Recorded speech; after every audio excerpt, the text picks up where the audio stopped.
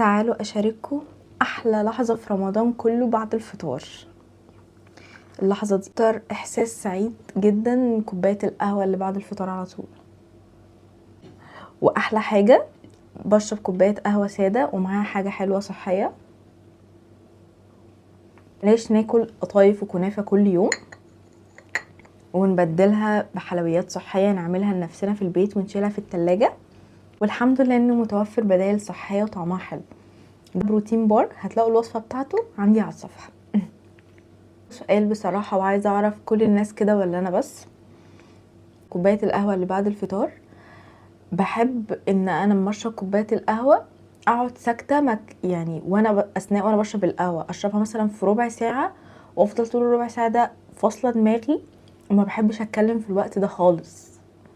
مش عارفه، لو اتكلمت وانا بشرب القهوه بعد الفطار بحس ان لا، انا عايزه كوبايه قهوه تانية اشربها بمزاج. كل سنه وانتم طيبين.